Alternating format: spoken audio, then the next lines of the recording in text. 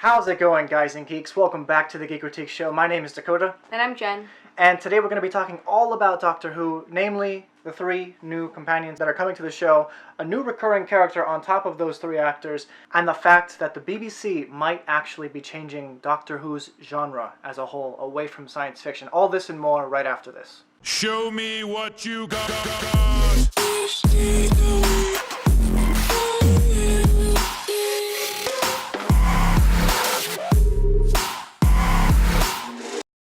And really quick, before we get started, go over to our community tab and vote in our latest Star Wars poll, which we will talk about later this week. We're going to be talking about some of the news that you guys want to hear from Star Wars and Lucasfilm going forward, stuff that you would want to see from the brand.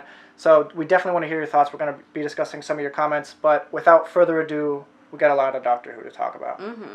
There's a ton of stuff to talk about recently, but Doctor Who we need to discuss because there's going to be 3 new companions. Which, that's the first time that we're having 3 in New Who. Right. So that's pretty that I can think of. Crazy. At least 3 incumbent companions at the same time, you know? Because we've had like Mickey and Rose and Jack in the TARDIS all at once. Yeah, that's true. But yeah, that's true. Jack kind of came sometimes. He's a recurring character more than anything. Yeah, he was just there for some of the fun. So it'll be interesting seeing these 3 actors alongside Jodie Whittaker's 13th Doctor. We're not familiar with the actors. So, comment in and let us know what you think of the different actors, just because we don't really know of any shows that they are in. Very little is known about what these actors are going to be playing in the show. We know the characters' first names, but that's about it. So the first companion that we have is Bradley Walsh, which he will be playing a character called Graham.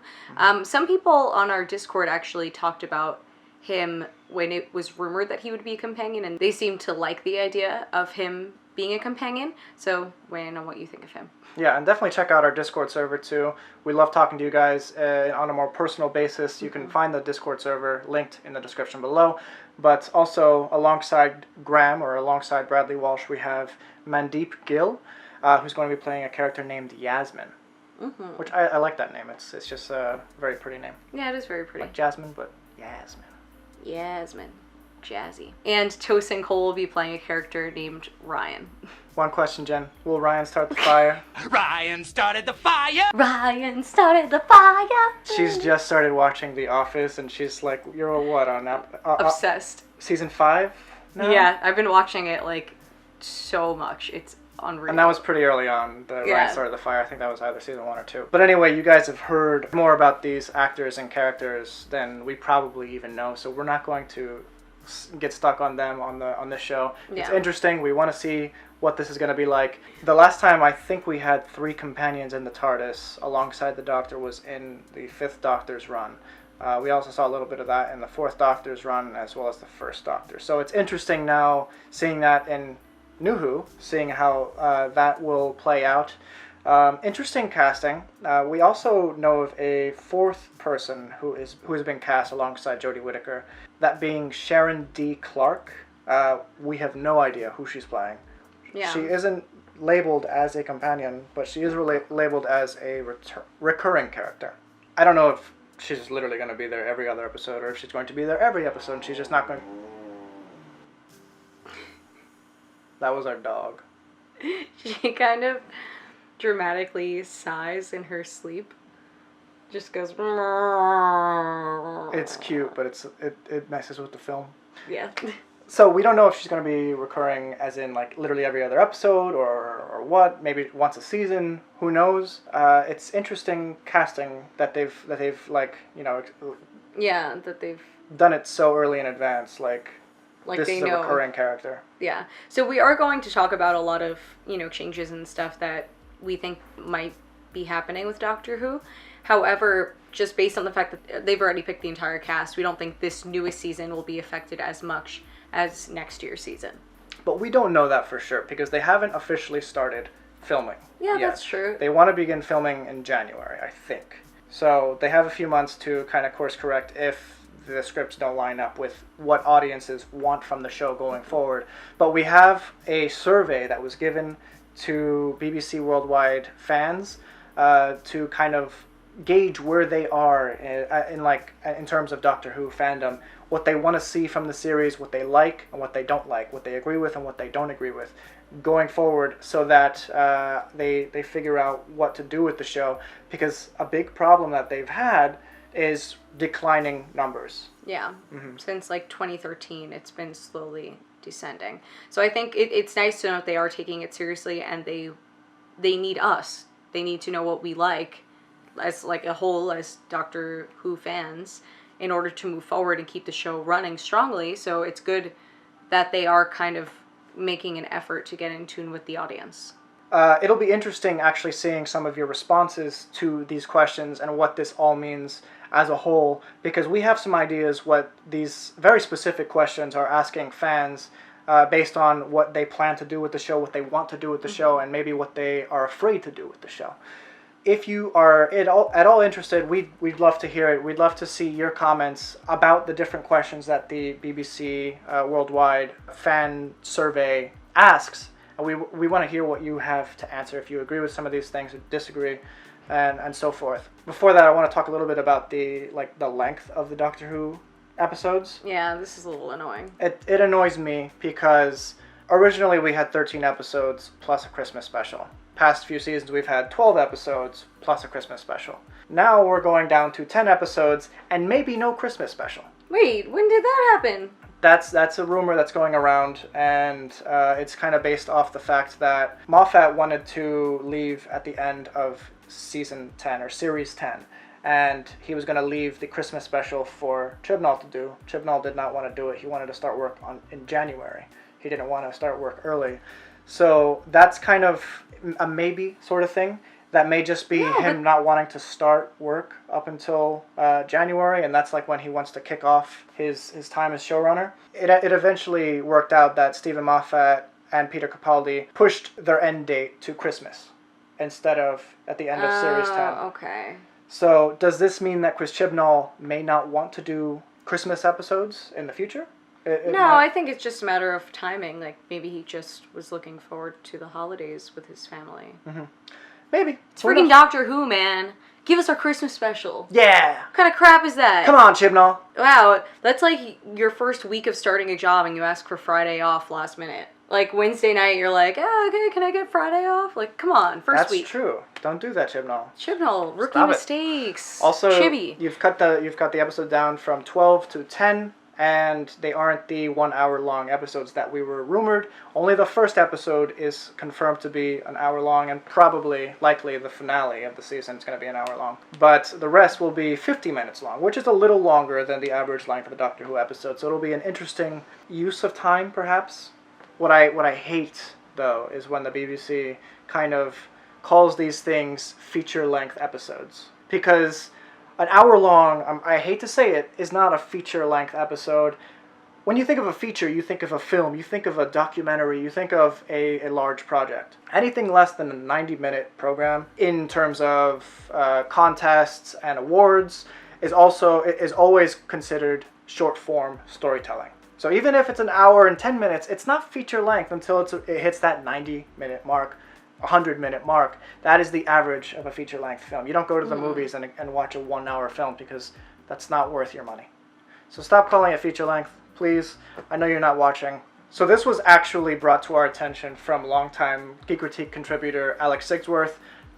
He notified me about this a few days ago, and I finally gotten the chance to actually look at the survey that they released to the BBC Worldwide fan panel. And this is from a post on Gallifrey Base from a user named Nosage Trouble, which is a pretty great name. But it's really interesting seeing how these questions develop within the survey. The first question they asked is, the Doctor as played by ... is easy to connect to, and it's separate questions for each of the new Doctors in the new series of Doctor Who. Oh, okay. This is actually interesting because it reminds me of when we were at Peter Capaldi's panel.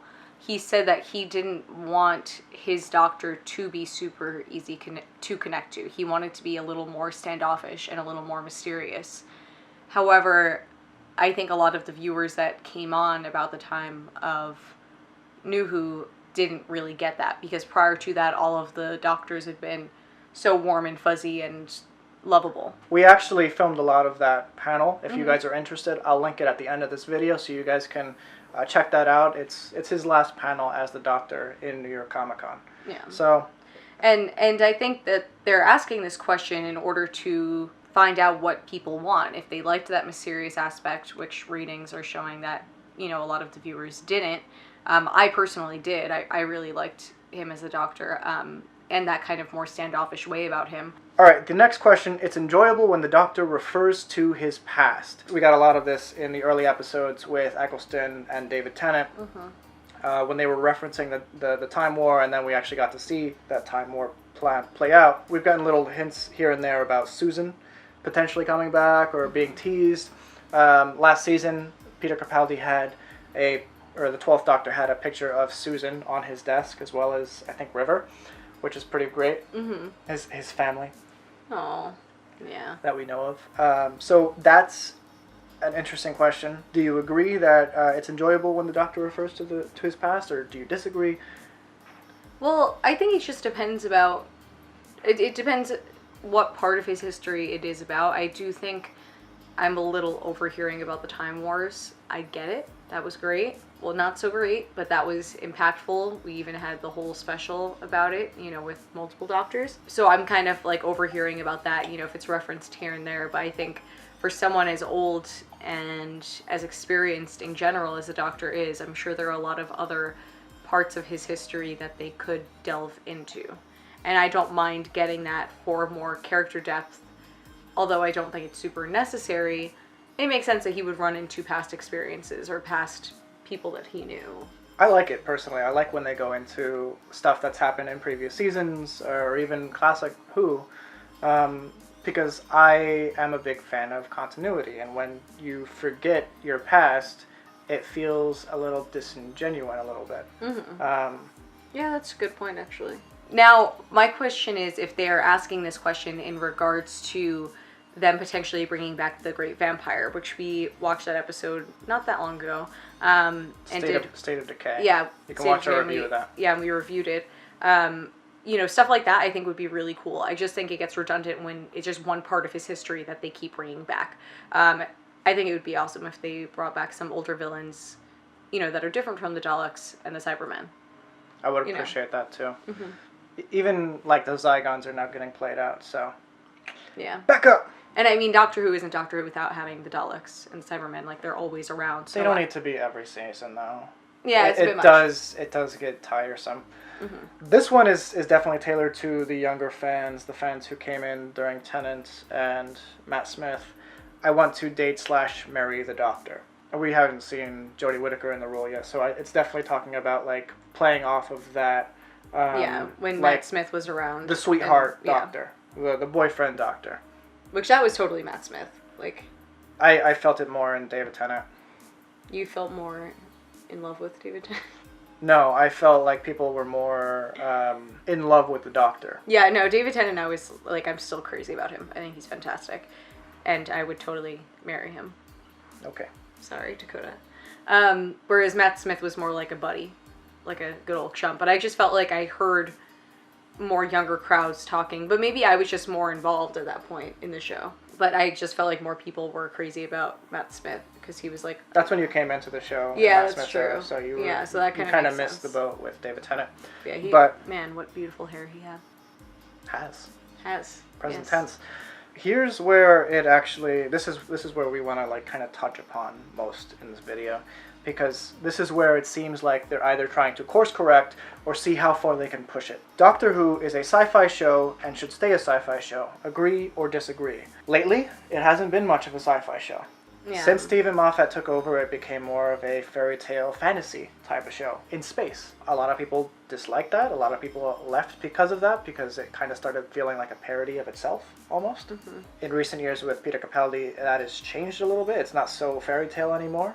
I think last season they added a lot more sci-fi elements that I thought were really cool. And they did some more messing with time on Earth too, which I think is really cool.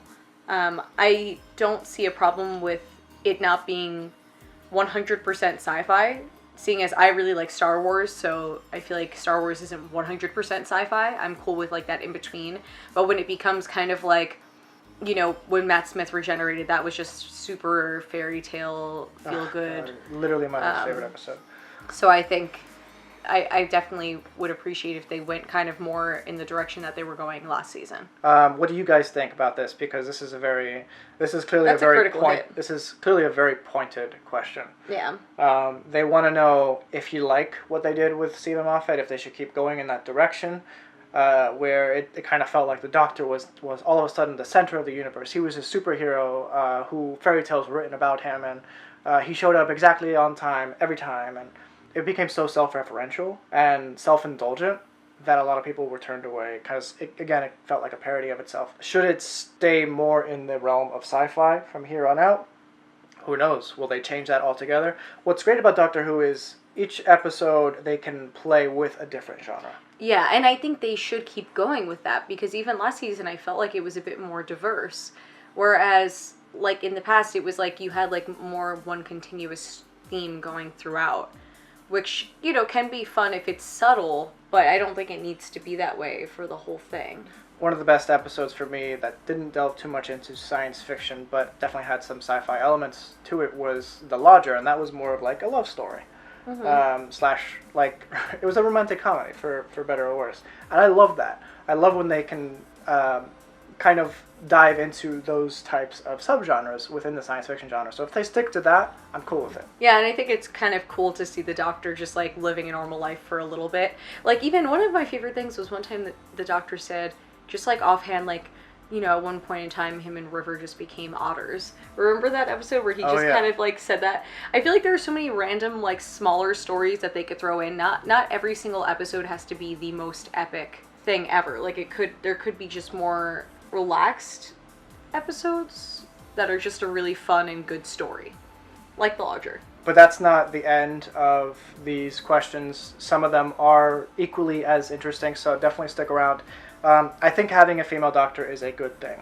And Why didn't they ask this before, though? Like, that's the thing. Because I think Chibnall was very dead set on it. I don't think... I think they should have asked these questions before even picking another showrunner. Like, why are you waiting? Like, now you're locked into a showrunner, and what if we answer questions in a way that Chibnall doesn't want to hear, and he already has his vision? I think that the way that they did that doesn't really make a ton of sense to me. The survey is fantastic. I love that they're doing this, but why didn't they ask it sooner? I think this is perhaps more key towards them, like, marketing it a certain way. So we'll see how it plans out. But again, I think having a female Doctor is a good thing. Agree or disagree, I want to see it first. Before I say anything, it shouldn't have to do with the gender to me. The Doctor isn't defined by his masculinity. He never has been.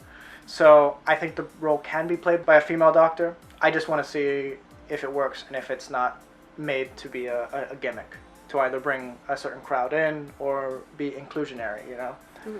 Yeah, I was really happy when I saw that a female Doctor was cast, but honestly, it's more about the acting than anything. I loved Missy as the Master. I thought she was really cool, and so I think a female can totally do it, but I hope that they chose wisely, and from everything that I've seen with Jodie Whittaker, she's a really good actress, so I'm excited. Speaking of the Master, is it possible that the recurring character that Sharon D. Clarke is playing could be the Master?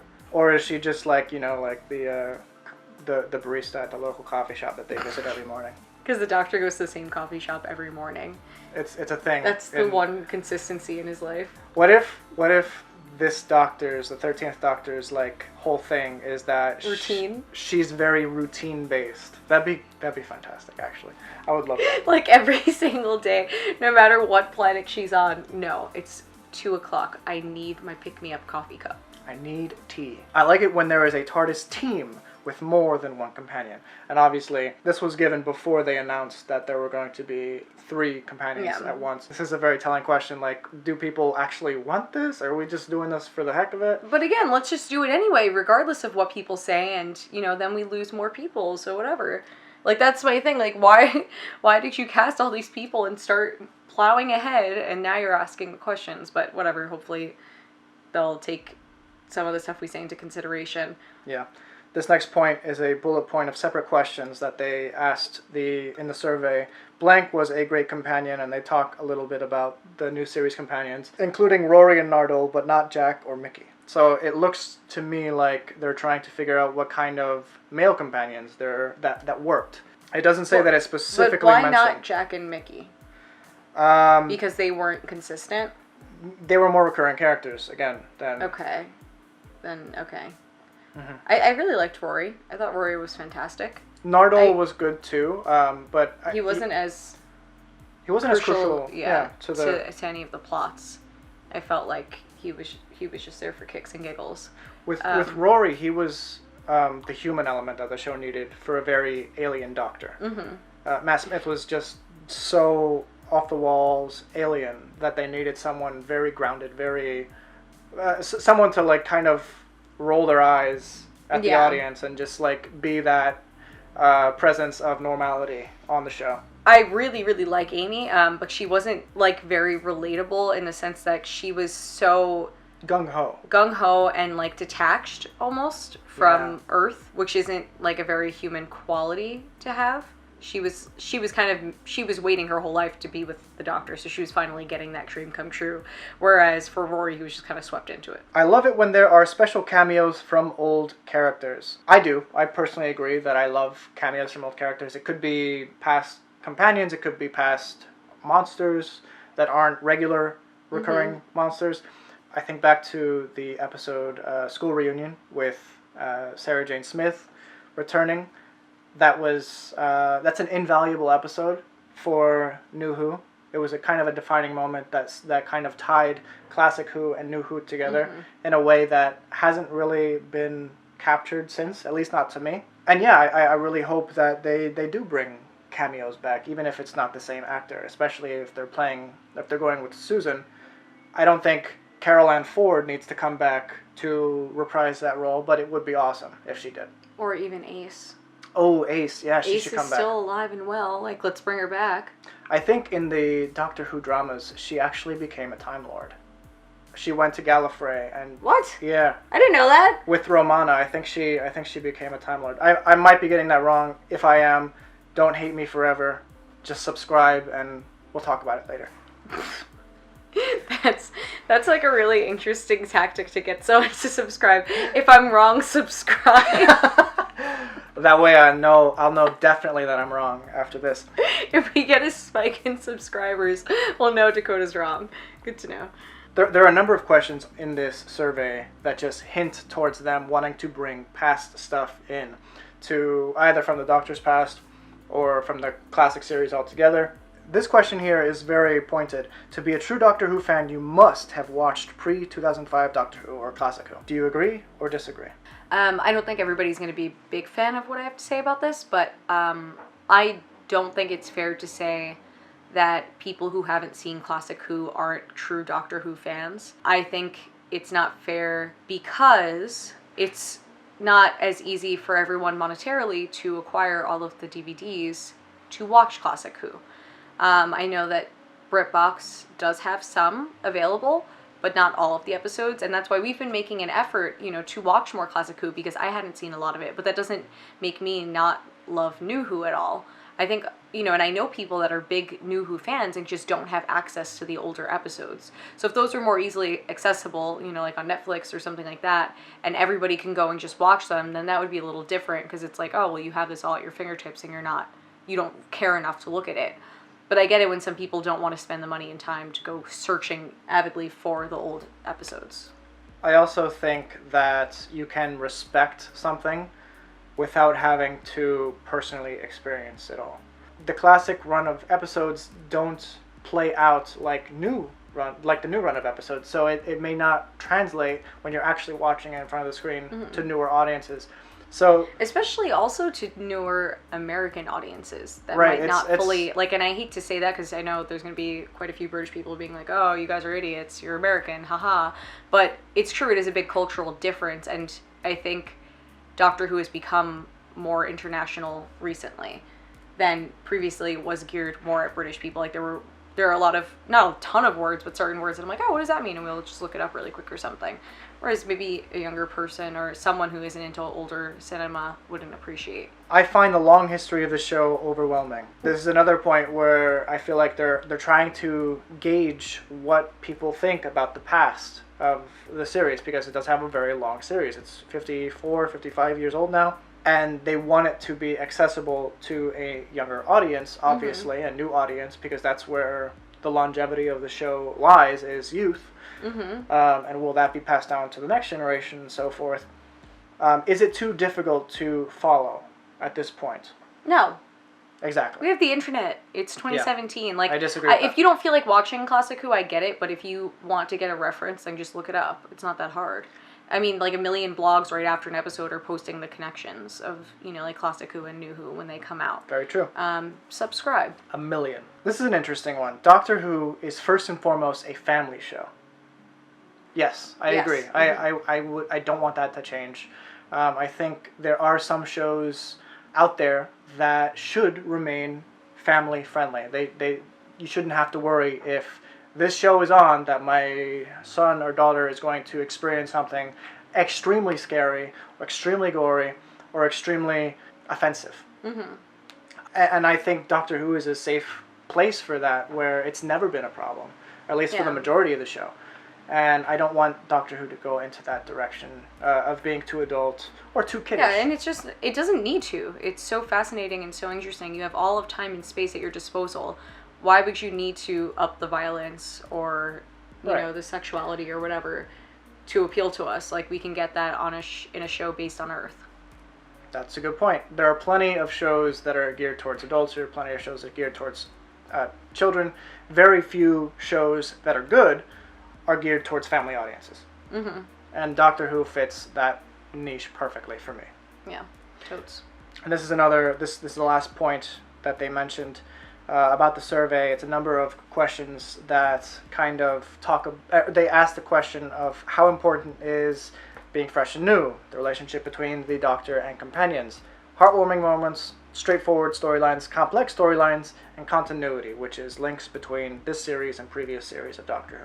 And this is a personal preference for a lot of people, so it's just kind of an interesting montage of stuff to ask the audience, to ask in a survey, because to me it seems like they're trying to kind of course correct. They are making huge leaps and bounds with the upcoming season. There's 3 companions. There's probably going to be a new TARDIS interior.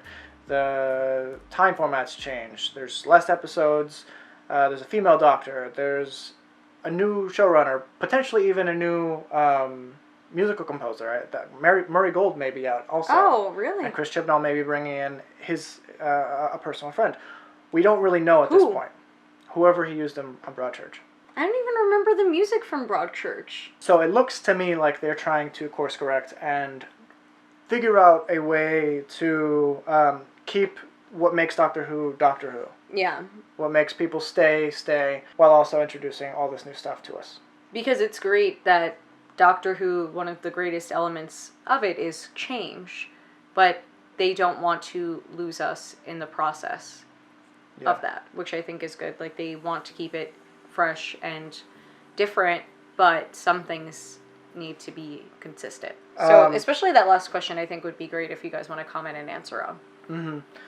No Such Trouble didn't leave any more bullet points in their post, but it is interesting to talk about. Another point that they mentioned, it also asked to list similarities and differences between Russell T Davies and Stephen Moffat, and then asked a lot of questions about how science fiction should be defined and what categories lots of shows fit in that respect. And it also asked questions about how to advise someone to start watching the show. A lot is going into market research with this upcoming season, because this is a venture that could be a failure for them. Yeah. And they're trying to figure out. They're definitely factoring that in, making sure that they do their utmost to not fail, which is great. New Doctor Who is going to be filmed, or the next season is going to start being filmed in the next coming months.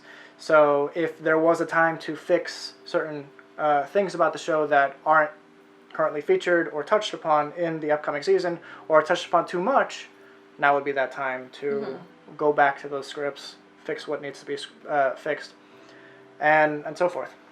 And for me, this is a comfort that they are making an effort to, really kind of touch base with us and see what's going on, and make sure that their stories are good and in line with what the audience wants from here on out. Because, you don't want them to just hire a female for the Doctor so that it can be liberal and exciting and new and get all that press and think that that's going to be the saving grace of the show. Because no matter who's playing the actor of the Doctor, the stories need to be good, and the stories, that's kind of the biggest part of the whole thing. For me, it still seems like the casting decisions that they're making are very inclusionary. Mm-hmm. They're trying to include people from all walks of life, which I'm not opposed to them doing. I'm not, but you can't just. But it seems like a gimmick to me at this point, because I haven't seen it. I haven't seen anything about it, and I want to. I'm really looking forward to it. I just hope they don't go into that. They don't go that direction, because that's not going to draw a crowd. That's just going to draw a news title. Yeah, it's gonna, and that's exactly what I'm worried about. I don't want them to think we hired a female Doctor, we got all that press, and now we're set. Just because you have a female lead doesn't win over any intelligent females who think that your storylines suck. Nobody's gonna watch a female Doctor on a story that isn't good. So it's good that they're trying to figure this out, and they're thinking long term as far as the show goes, which is hopefully good. What do you guys think of all that we've talked about? There's a lot to be discussed and dissected from this poll on Gallifrey Base. Of course, it could all be lies, but it doesn't appear to be that way, because other people have come and talked about how they were part of this survey. So I want to hear your thoughts. What stood out to you from the questions that maybe we didn't touch upon? Are there any news articles or news that we haven't touched upon with Doctor Who? We'd love to hear your thoughts. Thank you guys so much for watching. Again, if you want to check out that Peter Capaldi video, definitely check that out right over there. All right, guys. Have a good one. Bye. Bye.